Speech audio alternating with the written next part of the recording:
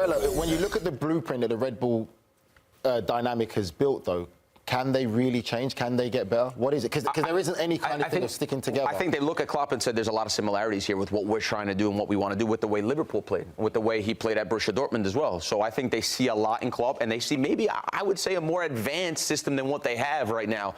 A system that is very similar, but a little bit better, that Klopp sort of has the secrets to.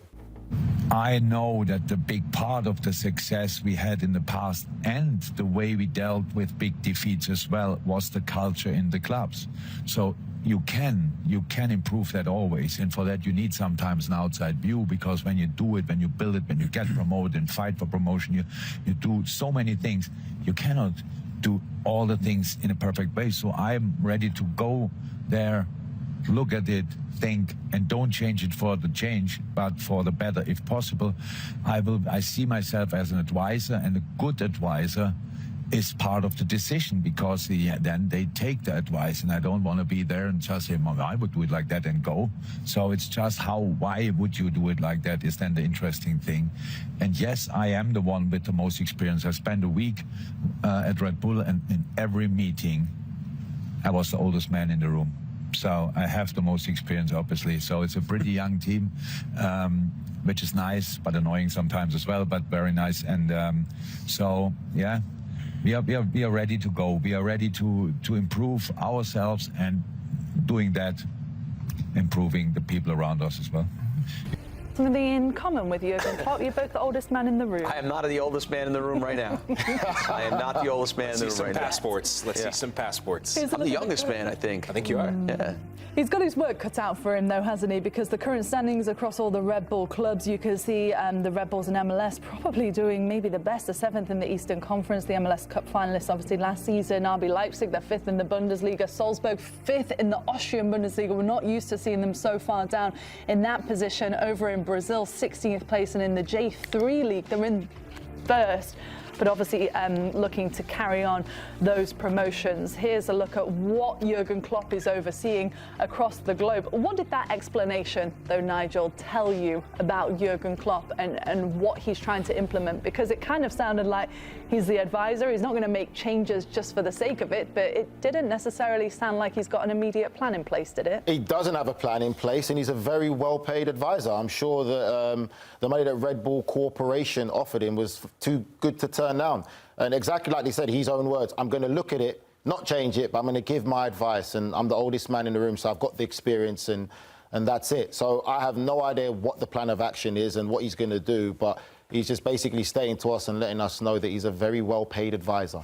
The sad thing is, for me, is it goes against the reputation and the aura that he has about himself that he built as Jürgen Klopp, about being like this people's person for the clubs, for the grassroots, and not spending money. He's made some comments about spending in other big clubs when he was at Liverpool, and how they can buy leagues and buy league titles, and now you're working for a corporation that's pretty much doing the same thing. But in some ways, doesn't that echo what his values are? The fact that Leipzig always look to go young and develop players and send them to different systems to do that, because you even mentioned the amount of players that have come through the Red Bull system.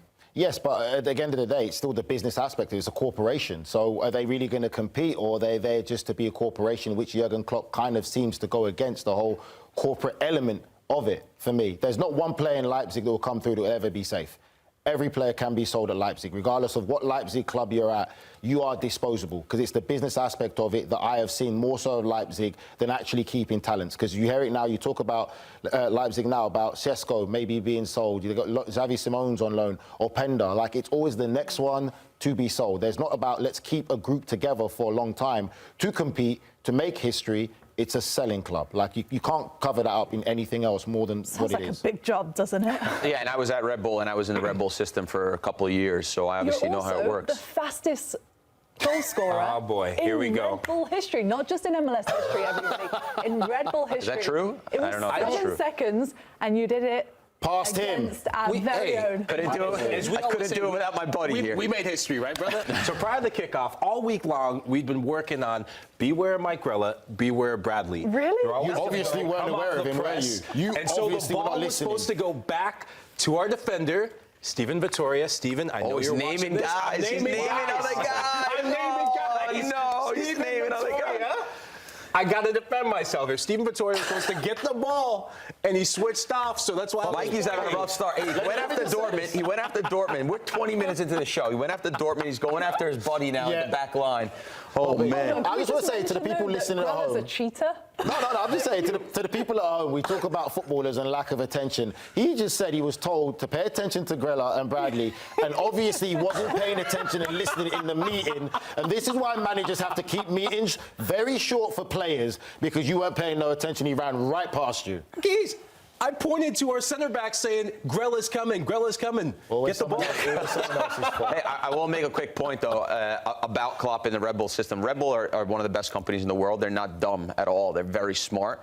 They got Klopp because they know that he can add something to what has become a little bit of a stale idea with them, with the high press, high energy, high in your face. And I think they got Klopp because they know that he's going to add a different element to what they are. So trust me, they got plenty of money. That little bit of money that they're giving him, he'll add a lot of value to them. Back to the Red Bull? But I would just say this, though, Grella.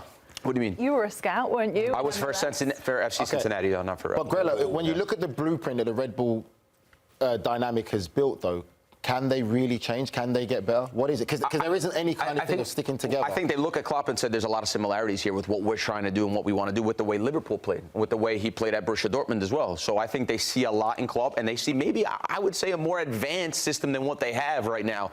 A system that is very similar, but a little bit better, that Klopp sort of has the secrets to. All right, well, we'll see over the next couple of months and years, obviously, with this big project for Red Bull.